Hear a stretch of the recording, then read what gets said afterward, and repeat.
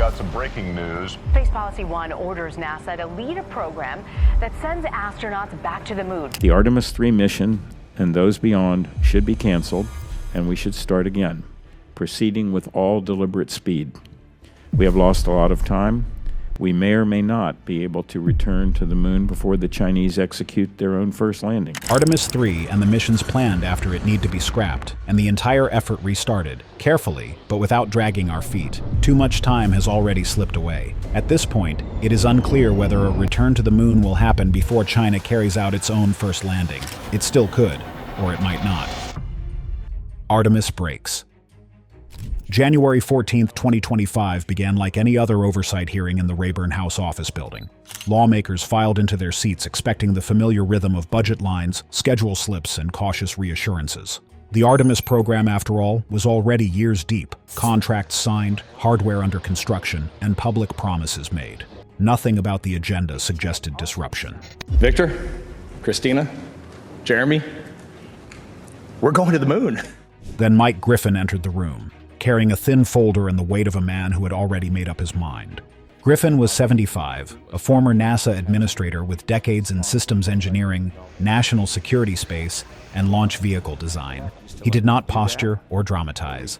He sat, adjusted the microphone, opened the folder, and spoke with the flat tone of someone describing a failed stress test rather than a national program. Artemis 3 and the missions after it, he said, should be canceled. For a self-declared adversary to occupy a human frontier that we can no longer reach should be understood as an existential concern. The architecture itself was flawed. Starting over was not optional, it was necessary. Griffin did not attack personalities or contractors. He went straight to physics. Artemis, as designed, requires the lunar lander to stage from a near rectilinear halo orbit, a distant looping path tens of thousands of miles from the lunar surface. That orbit exists to accommodate the gateway station, but it comes at a cost. From that position, a lander must burn roughly 1,000 meters per second of additional delta V just to reach the moon. In propulsion terms, that penalty is brutal. Every meter per second demands propellant, structure, insulation, engines, and margin. And it has the capability to operate on its own for 21 days in deep space. Griffin explained how the math cascades. A single-stage lander grows by roughly 25% just to absorb the added velocity. A two-stage design fares better but still suffers. Added mass drives to larger tanks. Larger tanks increase surface area. Surface area worsens boil-off. The lander becomes heavier, hotter, more complex, and less forgiving. This is not clever engineering, Griffin said. It is the opposite. Good design shifts burdens away from the most fragile element. Artemis does the reverse. He turned the page. Artemis relies on extensive in-space refueling using liquid oxygen and liquid methane, cryogenic propellants that behave poorly in sunlight and vacuum. These fluids absorb heat, build pressure, and must be vented to avoid tank rupture. So they're burning different elements, constantly releasing energy. Every venting event bleeds usable propellant. No one could say how many tanker launches would be required to fully fuel the lander. The number was not fixed. It depended on boil-off rates, thermal shielding performance, docking timelines, and orbital lighting conditions, all variables still being modeled rather than measured. Griffin emphasized that none of this had been demonstrated in space at the required scale. Not once, not with crews waiting. Artemis combined multiple firsts into a single mission profile.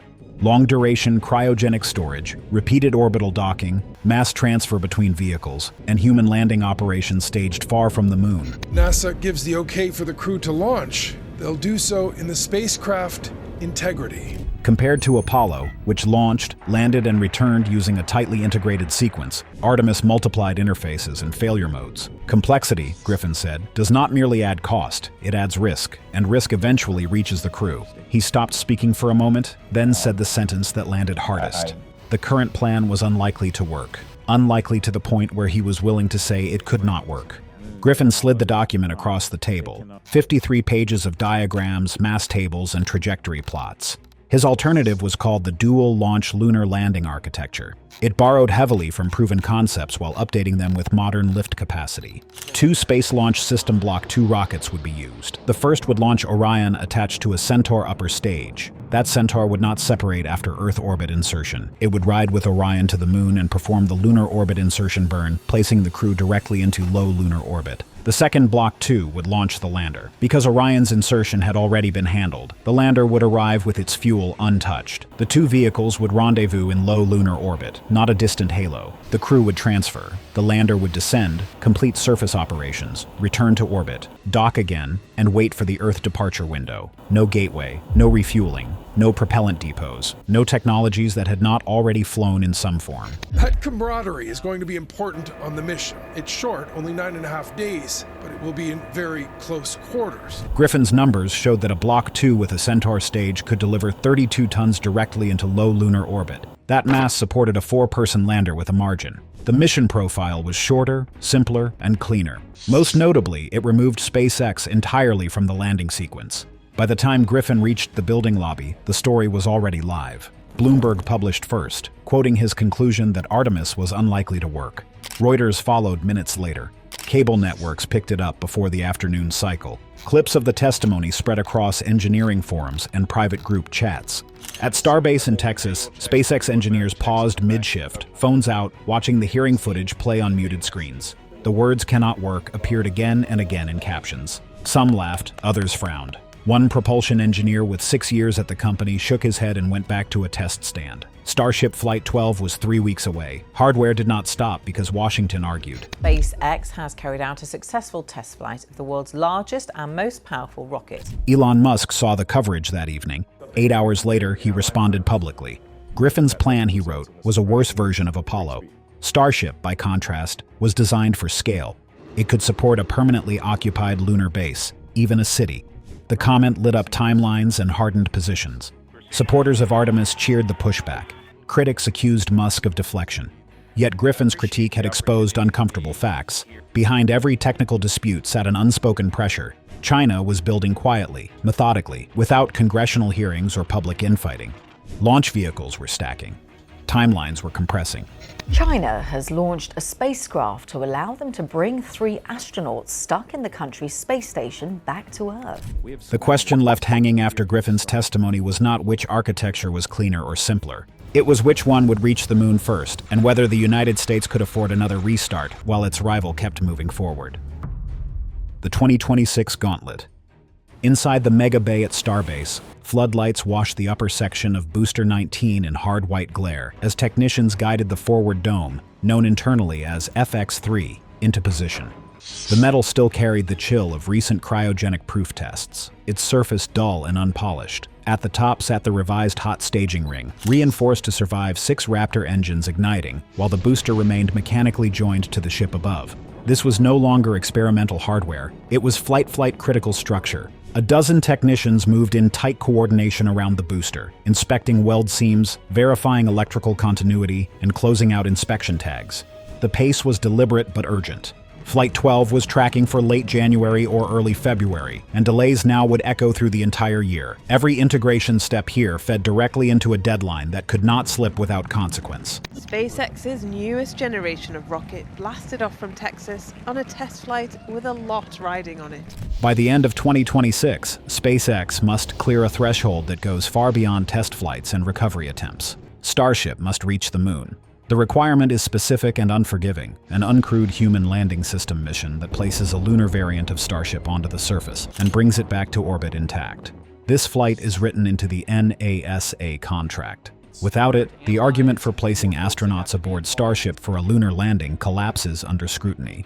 That mission depends first on the launch of the dedicated Starship Human Landing System prototype, which must fly no later than mid-2026. The window matters. It creates room for inspections, fault analysis, corrective design work, and reflight. With a vehicle as complex as Starship, anomalies are expected. Margin is not a luxury, it is survival. Before that mission can even be scheduled, SpaceX must complete a tightly linked chain of demonstrations across 2026, each one unlocking the next. The first gate is Starship version 3. Flight 12 carries that burden. Version 3 introduces major changes across the vehicle, including reinforced hot staging hardware, redesigned grid fins, improved Raptor engine performance envelopes, upgraded heat shield attachment methods, enhanced catch interfaces, and the first flight-ready configuration of the on-orbit refilling system. The outcome of Flight 12 will shape the rest of the year. A clean flight accelerates orbital operations and pushes lunar objectives forward. A flawed one compresses timelines that are already narrow and forces difficult trade-offs between speed and risk. Once version 3 is validated, Starship must demonstrate routine orbital insertion. Without reliable access to orbit, nothing else matters. Payload deployment follows. Starship is expected to begin launching the third generation of Starlink satellites, with each flight capable of deploying dozens at once. Starship provides unmatched capability to explore the moon thanks to its large size and ability to refill propellant in space. Every successful payload mission strengthens confidence in Starship as a logistics platform rather than an experimental vehicle.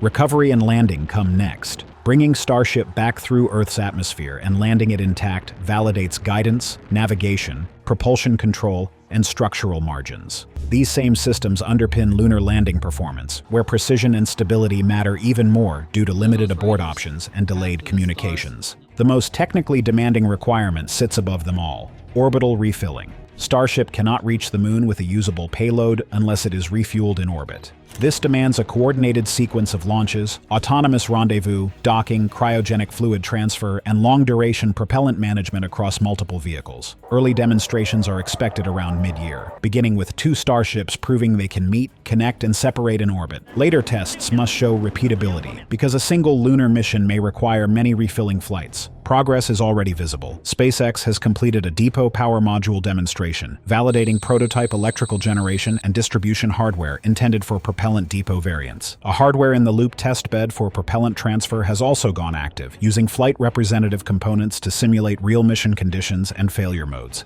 Launch infrastructure is expanding in parallel. At Starbase, Pad 2 is nearing readiness for version 3 operations, while Pad 1 is undergoing upgrades aimed at returning it to service in the second half of 2026. SpaceX responsible for the design and the building and the execution of both. In Florida, modifications continue at Launch Complex 39A, with work also advancing at Space Launch Complex 37, which is expected to come online the following year.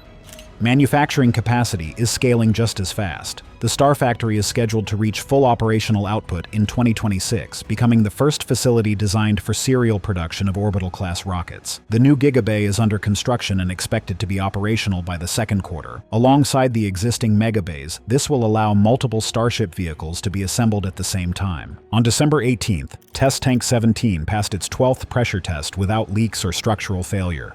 That same afternoon, FX-3 was mated to Booster 19. Only the main methane tank remained. If completed before the 24th, it would mark the fastest booster build in company history. Every weld, every test, every launch point toward one destination: the moon. And just as SpaceX accelerated toward it, forces far beyond the launch site were preparing to intervene. White House Gambit. January 22, 2025, marked a quiet but decisive turn in American space policy. With a formal signing ceremony and little fanfare, the president approved a 14-page executive order titled Ensuring American Space Superiority. Mr. President, in signing this space policy directive, you are ensuring that America will lead in space once again. The language was dense, technical, and unmistakably strategic. It laid out priorities, deadlines, and authority across civil, commercial, and national security space programs. Buried near the top was the sentence that immediately reshaped the lunar race. Section 2, Item A, stated that the United States would return Americans to the moon through the Artemis program by the year 2028. The year mattered more than the promise itself. 2028, not 2027, introduced a full 12 months of margin into a program that had been running without slack for years. Visions of these massive domes have inspired generations of scientists and resulted in the successful moon landings of the 60s and 70s. In spaceflight terms, that margin changes everything. The executive order appeared in the Federal Register at 10:47 in the morning Eastern Time. Within minutes, financial terminals lit up. Bloomberg framed it as a timeline extension tied to technical realities. The Washington Post described it as an acknowledgement of engineering complexity. The language in the document was measured, but the signal was clear. The White House had accepted that the lunar landing schedule needed room to breathe. Elon Musk read the order on his phone and responded with a single word on X: cool. No explanation followed. Inside the industry, the meaning was obvious. SpaceX had been operating under a schedule that left almost no tolerance for failure. NASA's previous target required a crewed lunar landing in 2027, forcing SpaceX to compress testing, accept parallel risks, and overlap development phases that are normally separated by years. Internally, SpaceX's planning had always pointed toward a different sequence. The company aimed to fly an uncrewed Starship human landing system mission to the lunar surface in 2027, gather real flight data, and then attempt a crewed landing the following year. That approach aligns with standard aerospace risk reduction practices, especially for a vehicle as large and unconventional as Starship. The official NASA deadline had threatened to override that logic. With the new date locked to 2028, SpaceX gained critical breathing room. The uncrewed landing could fly early in 2027, leaving months for post-flight inspections, failure analysis, software updates, and hardware modifications. If issues emerged, they could be fixed without rewriting the entire mission architecture. Astronauts would not be boarding an unproven system under deadline pressure. The executive order also arrived amid growing uncertainty inside NASA. For weeks, reports circulated that the acting administrator, Sean Duffy, was reviewing the Artemis Three lander award. So we won the first space race. We are going to win today's space race and tomorrow's space race because in the south pole of the moon, we have ice. The possibility of reopening the contract loomed. SpaceX's $2.9 billion award could face competition from Blue Origin or a consortium of legacy aerospace firms. Lobbying efforts had intensified. Congressional staffers were fielding briefings. The lander decision was no longer insulated. The order cut through that ambiguity. It reaffirmed Artemis without naming alternative providers. It set a firm national deadline. By extending the timeline, it implicitly acknowledged that the existing plan depended on Starship, and that disrupting it would introduce even more risk. Without stating it outright, the White House signaled continuity rather than upheaval. A second directive appeared deeper in the document, easily missed by casual readers but impossible to ignore for mission planners. Section 2, Item B, called for the establishment of the initial elements of a permanent lunar outpost by the year 2030. That left just 2 years between the first crewed landing and the start of a sustained presence on the moon. By traditional standards, the goal bordered on unrealistic. Conventional lunar base concepts rely on multiple launches of pressurized habitats, power systems, logistics modules, and surface mobility assets, all assembled by crews operating in bulky suits under strict time constraints. Even optimistic studies place such efforts on decade-long timelines with costs measured in the hundreds of billions.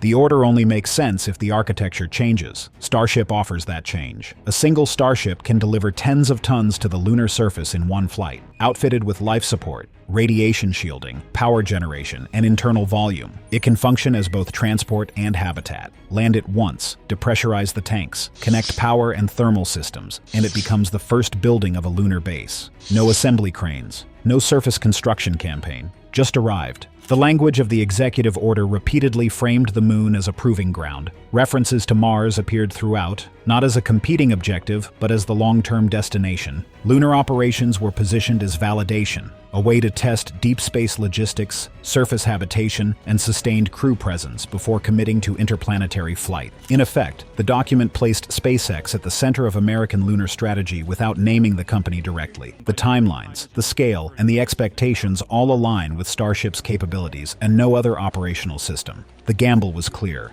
If Starship works, the United States regains momentum. If it stumbles, the margin evaporates quickly. One variable remained outside Washington's control. China's lunar program continued to advance with methodical pacing and limited public disclosure. Launch vehicles were maturing. Robotic missions were mapping landing sites. Joint crewed plans with international partners were already outlined. The executive order bought time, but it did not stop the clock. America had chosen its path. The question now was whether the added year would be enough. NASA Civil War.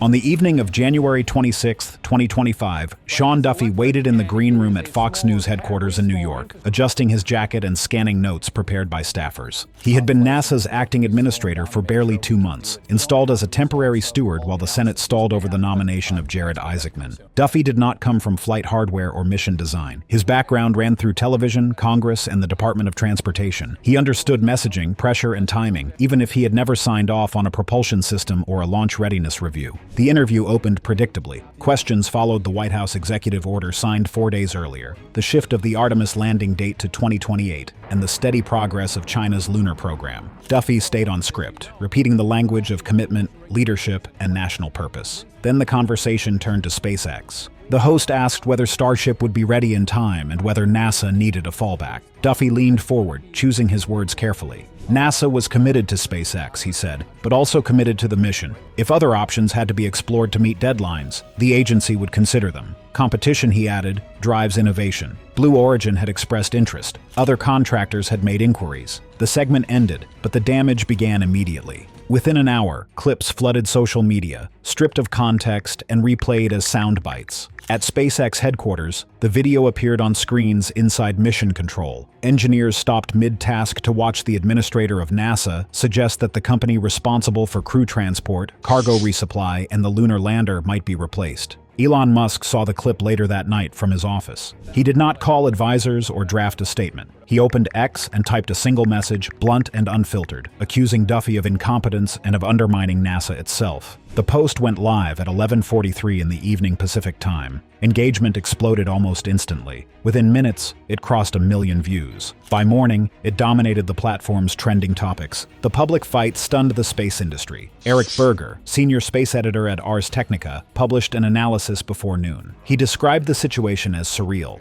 NASA depended on SpaceX across nearly every major program, from astronaut transport to the International Space Station, to cargo delivery and national security launches. Attacking the agency's most critical contractor in public, Berger argued, was not leverage. It was self-sabotage. He highlighted the imbalance in past treatment. In 2019, then NASA Administrator Jim Bridenstine had publicly criticized SpaceX over delays in the commercial crew program. SpaceX responded by flying astronauts the following year. Boeing, the parallel contractor, slipped year after year. 6 years passed without an operational mission, yet Boeing never faced the same public scrutiny. The message to engineers inside NASA had been clear then, and it was even clearer now. At Johnson Space Center in Houston, the mood turned grim. Roughly 1/5 of the workforce had departed in recent months, drawn away by private industry salaries and worn down by instability. Those who remained faced long hours, frozen pay scales, and constant uncertainty. Thousands of NASA employees were furloughed, sitting at home without income, watching their leadership feud on cable news while flight hardware waited in high bays. Behind closed doors, patience inside the White House thinned. Senior officials viewed the Fox News appearance as a misstep that cut directly against the executive order's intent. The administration had extended the Artemis timeline to reduce risk, not ignite a public power struggle. Duffy's comments suggested indecision at the top of NASA, and his clash with Musk threatened to fracture a program already stretched thin. Attention turned back to Jared Isaacman. A billionaire pilot, private astronaut, and commander of commercial missions, Isaacman understood spacecraft operations from the inside. He was also a SpaceX customer, someone familiar with iterative development, test failures, and rapid correction cycles. To many in Washington, his pending confirmation now looked less like a formality and more like a necessity. Despite the noise, removing SpaceX from Artemis remained close to impossible. The Human Landing System contract had already absorbed the majority of its allocated funding. Billions were committed. Hardware was in production. Reopening the competition or funding a parallel lander through traditional procurement would require an estimated $20 billion or more, nearly 10 times what NASA was spending on SpaceX. That scale of funding would demand congressional approval, unlikely to materialize in a divided budget environment. Blue Origin, despite public interest, was still developing its heavy-lift rocket and lunar lander concepts. A third option based on legacy contractors would move even slower, bound by cost-plus contracts and decade-long schedules. The arithmetic did not favor disruption, no matter how heated the rhetoric became. At Starbase in Texas, SpaceX leadership tried to shield engineering teams from the political storm. Booster 19 was complete, its tanks sealed and systems verified, waiting to be stacked with Ship 33. Flight 12 remained on schedule. The test objectives were clear. Validate version 3 upgrades. Prove hot staging reliability. Push orbital operations forward. Nothing in Washington changed the physics on the pad, yet the stakes were rising. 2026 loomed close. Orbital refueling had to move from simulation to reality. Cryogenic transfer systems had to perform under real thermal loads. The uncrewed Starship Human Landing System mission had to reach the moon and return data clean enough to justify placing astronauts on board. While the United States argued through interviews and posts, China continued its methodical advance. Launch vehicles matured, robotic landers scouted sites, timelines tightened quietly. There were no televised fights, no public threats, just steady progress. NASA's internal conflict had become impossible to ignore. The agency stood between political messaging and engineering reality, caught in a civil war it could not afford. Time, unlike budgets or contracts, offered no extensions. The final countdown.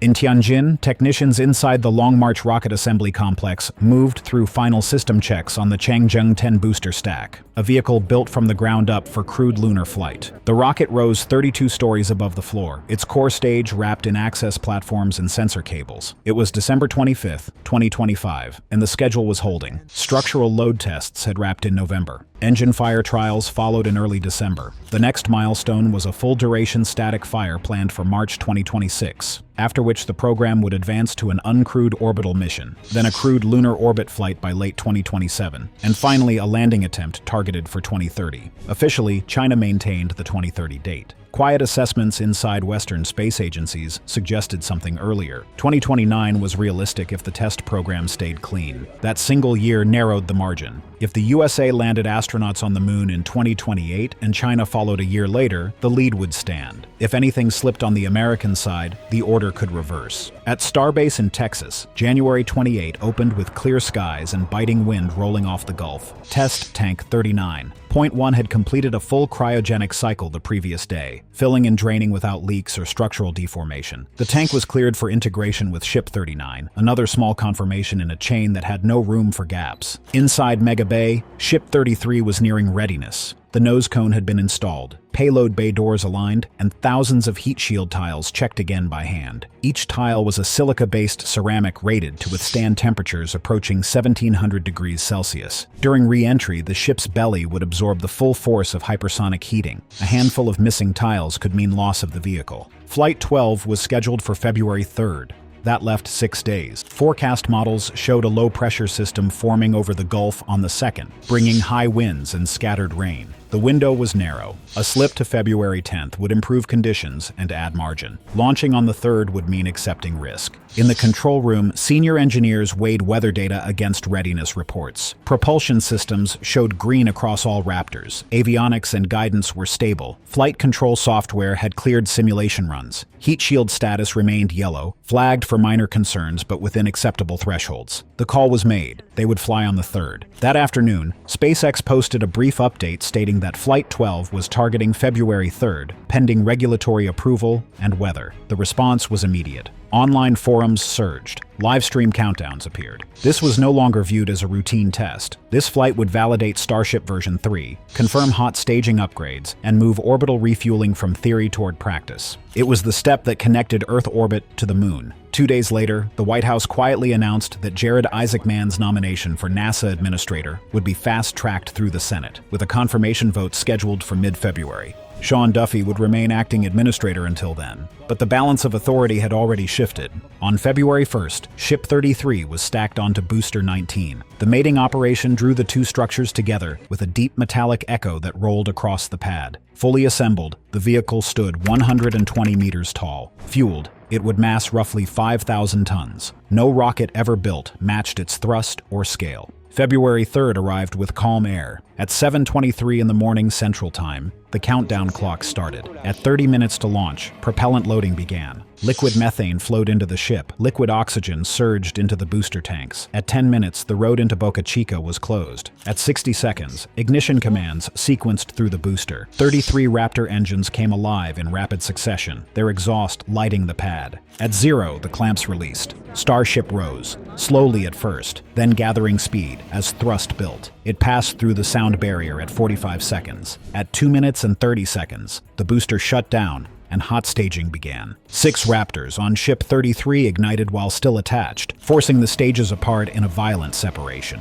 Booster 19 flipped for return. The ship drove upward, engines burning against a darkening sky. 8 minutes after liftoff, Starship reached orbit. The flight was not flawless. 2 heat shield tiles detached during re-entry. 1 grid fin showed signs of stress fracturing, but the core objectives held. Engines performed, guidance held, structural loads stayed within limits. The refueling interface, still awaiting full demonstration, survived its first exposure to space intact. Starship was no longer theoretical. The path to the moon was open. In mid-December, Ariane Space launched Ariane 6 from French Guiana, delivering 2 Galileo navigation satellites into orbit. The mission expanded Europe's Galileo constellation to 26 active spacecraft, restoring independent launch capability after years of reliance on SpaceX following the retirement of Ariane 5 and the loss of Soyuz access. It was Ariane 6's 5th flight and 4th success, a meaningful step towards stability, though matching SpaceX on cadence and cost remained a distant goal. In Washington, Jared Isaacman watched Flight 12 from a hotel room. In 2 weeks, he would be confirmed. His first responsibility would be clear.